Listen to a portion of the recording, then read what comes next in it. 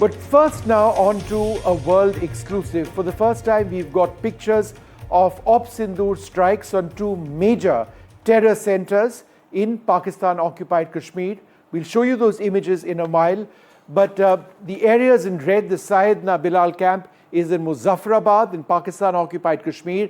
That is an extremely densely populated area. It's the so-called capital of the so-called Pakistan-occupied Kashmir.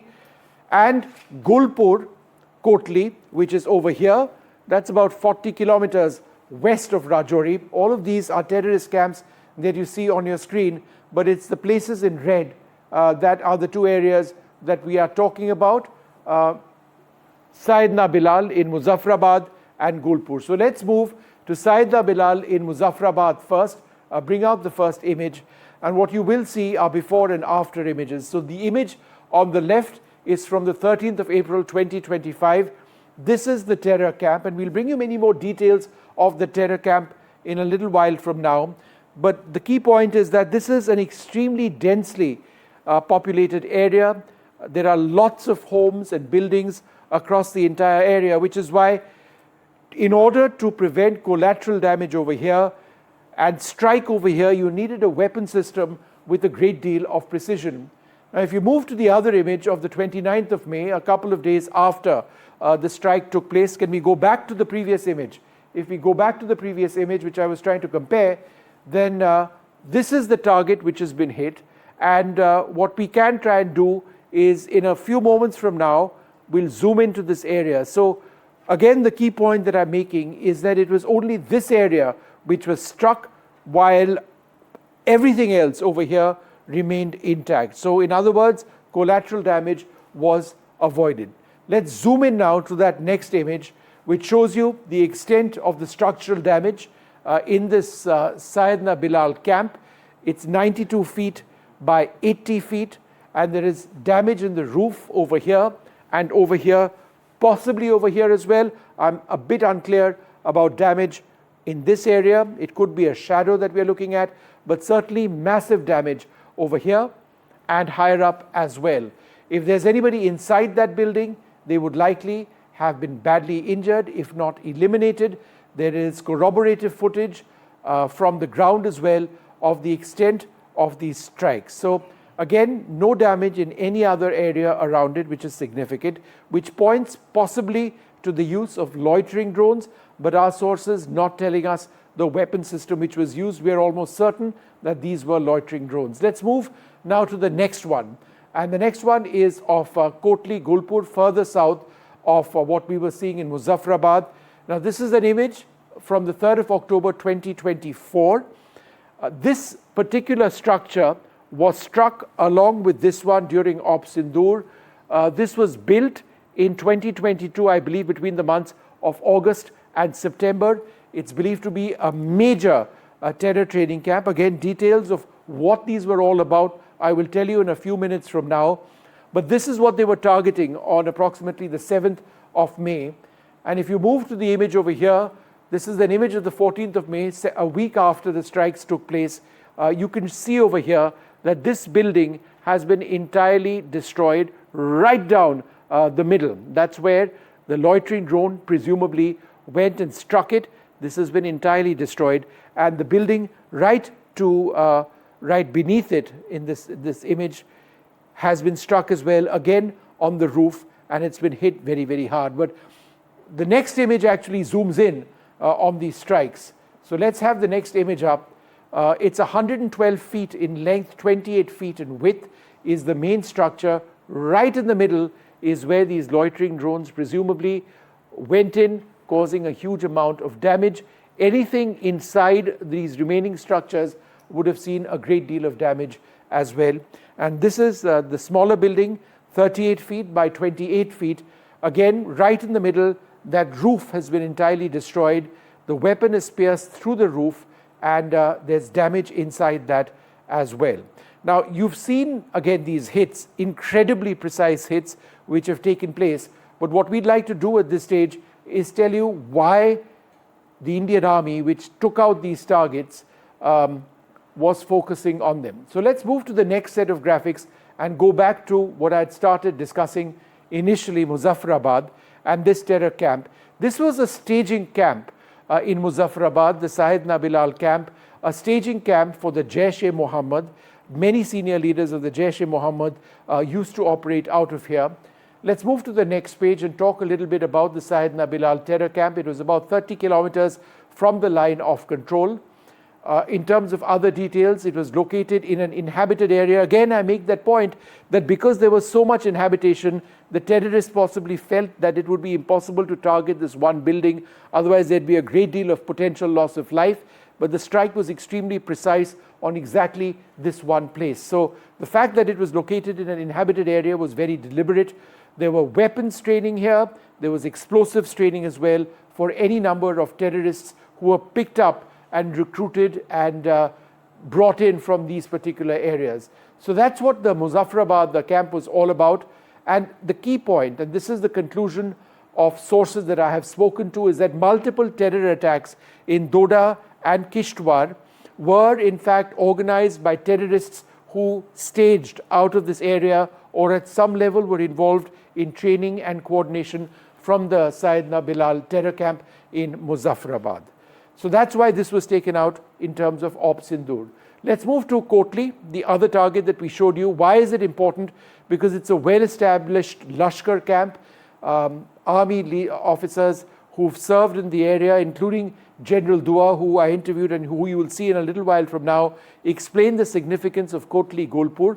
So a well-established Lashkar-e-Toiba camp, 13 kilometers from the line of control. What else do we have about it? Let's keep moving through these points. Syed Salahuddin, Masood Azhar, Hafiz Saeed, three of the foremost terrorists in Pakistan, they have held meetings in this area. So these are the terrorists, the masterminds of some of the worst terror attacks in India, whether it's 2611 or IC814, and these are our biggest enemies. They work through that area, and because of the interest of these terrorist leaders, there was a great deal of money which went to the Kotli terror camp. There was logistic support as well which was provided. Now in terms of the training, there were local youth who were recruited in this area, and these local youth were trained to pierce the line of control and parts possibly of the international border as well, after receiving training in communications and in jungle warfare as well. So that's what the Kotli terror camp was all about. What I did do a little while back was speak to Lieutenant General Satish Dua, somebody who was the corps commander in Srinagar. I spoke to him about the significance of India hitting these specific camps. This is what he told me. Well, joining us now to take a look at the significance of these images and what they point to. Remember, this is a world exclusive. The first images coming in of the Indian strikes during Operation Sindoor on two major terror training camps in Pakistan-occupied Kashmir, which have been instrumental in pushing terrorists across into Jammu and Kashmir. I'm joined now by General Satish Dua. He commanded 15 Corps, that's the Srinagar Corps, in charge of fighting terrorists in the Kashmir Valley. Thanks, sir, very much for being with us. General, two camps over here. Let's talk firstly about the Syedna Bilal camp in Muzaffarabad. Why was it important for India to strike this particular camp? Muzaffarabad is a very important terror hub because it has the headquarters of not only Jaish-e-Mohammed but also of Hizbul Mujahideen is in Muzaffarabad. And it also acts as a transit route for any terrorists that are coming in from further west, be it Pakistan, be it earlier days it used to be when I used to operate there, be it Afghanistan. So that acts as a route. And at any one point, there are more than one camps in Muzaffarabad. Like I said, there are different tanzeems operating over there. And at any one time, there would be a large number of terrorists spread across these camps. This particular camp, Syedna Bilal, was perhaps, as one gathers from the reports, had anything upwards of 20 terrorists training at that particular time when they were struck. So I think by a very precision strike on this Syedna Bilal camp, the images that we have seen, the kind of the precision strikes without any collateral damage show our capability, military capability, show our political resolve, and have struck a very telling blow on the Jaish-e-Mohammed hub at Muzaffarabad. What we also know in terms of this camp was that as you mentioned, it was used to train Jaish-e-Mohammed terrorists in the area. There were young people from this area. 40 terrorists were being indoctrinated for approximately 30 to 40 days. So this was an indoctrination center. I mean, this was in a sense the worst case scenario for Indian armed forces, because this is where terrorists would be trained, indoctrinated, armed, and then sent across, right? Absolutely. You've given the precise figures. I was just going on the kind of media reports I've read, but you're right. Like I said, it's a conduit, it's a route, Yeah. and this is the last place where the youth are indoctrinated.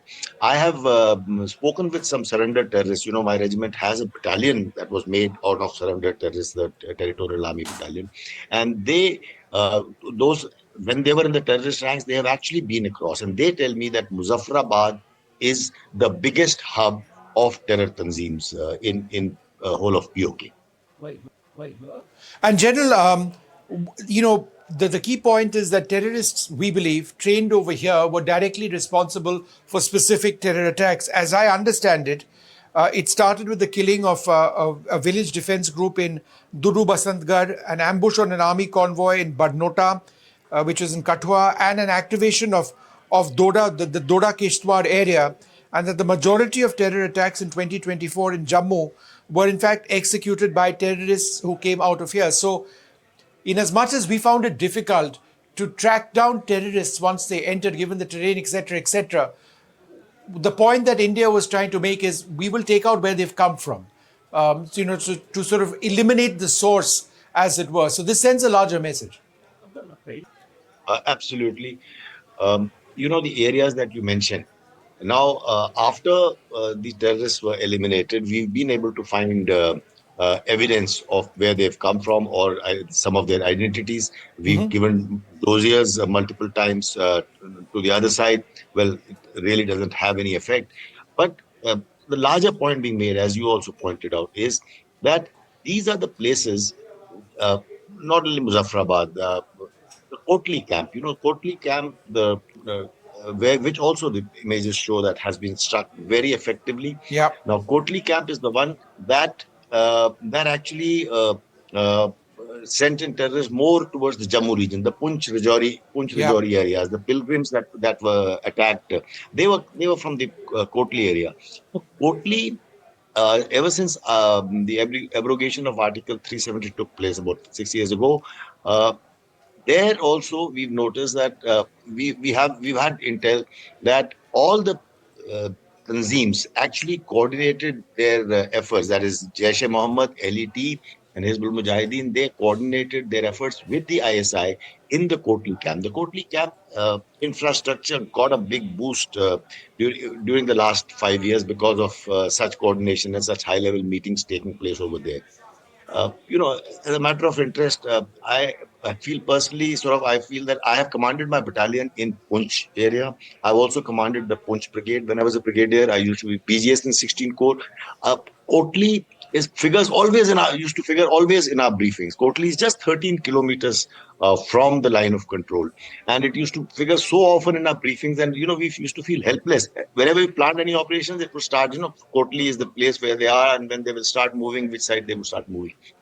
We felt helpless that we know their precise locations, but we really couldn't do anything about the terror camps itself. We had to actually lay down multiple ambushes, tiers of it, to trap them. But I think Pahalgam changed all that. And here now we see that we have shown our capability. We've displayed a clear capability, military capability to strike at will, precise strike without any collateral damage. And secondly, a political resolve, the kind of bold decisions that have been taken during this Operation Sindoor and earlier. Uh, Earlier, we used to sort of hold back because of nuclear self-restraint was because of a nuclear sort of blackmail, if I use the word, or a backdrop. But this time round, we have shown that we can strike the camps, and we will strike the camps whenever to safeguard our interests, whenever is required to safeguard our interests. And the last point I would like to make: will they rebuild the camps? Sure, they will do it, but they know that things have changed. Now we can strike their camps at will. They may shift the locations, yet we will find out. We will have our intel working on it. We have been so precise and effective that that threat will always hang on the terror hubs. You know, General, I'm also amazed by the precision of the strikes. Now, these were presumably loitering drones. I asked the army, can you tell me what you used? And they said, no, Vishnu, we certainly can't. But so this is my guess that these were loitering drones. Be that as it may, you know, they were devastatingly accurate. Whatever the weapon system was, in the case of Kotli, this was a structure which is more than 110 feet long, which was right in the middle, struck, and a second building as well, just nearby, that was also completely destroyed. So, and Muzaffarabad as well, you know, it's a densely packed area, and therefore collateral damage was always a concern. So the fact that we've got weapon systems like this, it's a huge force multiplier, right? Absolutely. I must admit that I used to be a skeptic of a lot of made in India platforms and weapons. And also the fact that we had to integrate some of these systems with those that we had acquired from the foreign OEMs. But I'm happy to be proven wrong. During Operation Sindoor, our precision strikes have been very effective. You mentioned Kotli. Let me just take the example of Muzaffarabad, that Syedna Bilal Camp Yeah. images that we've shown. You see, Kotli, the camp is sort of camp by itself. You know, there are trees around. But in Muzaffarabad, it is in a heavily built up area, and yet only the camp has been struck without collateral damage. So that shows the precision that our whatever systems we use, that our strikes have been able to achieve. So yes, I think very good message has gone out to the other side, and of course on the other side, on the contrary, from their side, none of their strikes were successful because our integrated air defense was very effective. So both things being put together, I think we can look back on this operation with great amount of professional pride. General, there were several other camps which were also struck. So, would you say that the message which was given, you know, will have the impact that we seek it to have? The reason I ask is because, you know, you mentioned that a camp is destroyed. That doesn't mean that terrorism goes. Essentially, what we are doing is eliminating some terrorists, but we aren't ending terrorism per se. Because terrorism in Pakistan is backed by the ISI, which is essentially the Pakistani military establishment, which is the de facto government. So we are hitting the weapons. In a sense, we aren't being able to hit the source. While you are right, Vishnu, terrorism does not get obliterated the moment you hit at terrorist leaders or strike at terrorist camps. Whether it is here, before I come to our context, whether it is in Gaza, whether it is Yeah. Hezbollah, whether it is in Iran, you know, wherever targets are struck, they will recuperate. But now coming back to our situation, you know, before 2016, we used to wait for them to come to us. And that opened up so many options for them. That opened up so many routes for them. So we were spread thin on the line of control with an LC fence, ambushes day after day, night after night, and things like that. That's how we've been operating. I've been operating for 4 decades like that. 2016 changed that somewhat, because after the terror attack at Uri, for the first time ever, when I was a corps commander, we went across and we stuck at terrorist launch pads. So we actually went forward by a few, 3-4 kilometers, and we stuck at the launch pads. Now, launch pads are still not the camps, they are not the hubs. It is just the pad from where they're launched across the LOC. In 2019, we made a bolder precision airstrike deep inside at Jabba Top Yeah. near Balak.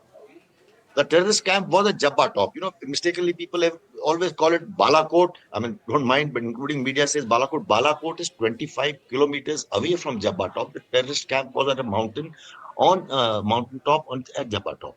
So there, this time in 2016, it was a shallow strike in POK. In 2019, it was a deeper strike, not in POK, it was in Pakistan proper.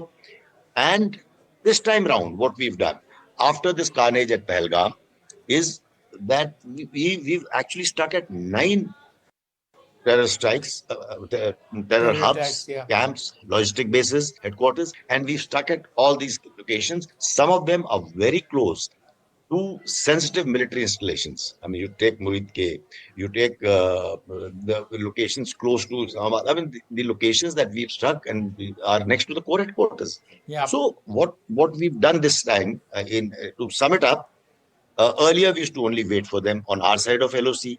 Then we creep forward to go at a launch pad. Then we struck at one terror camp deep inside. And this time round, we struck all across the board, across the entire IB and deep inside, 100 kilometers deep inside. We struck at the terror camps itself. Yep. So, like you said, yes, it will get rejuvenated. But now we've creeped forward. We are not waiting for them. We are proactive. All right, General Satish Dua, wonderful speaking to you. Thank you so much for speaking to us. Thanks very much indeed. Thank you, Vishnu.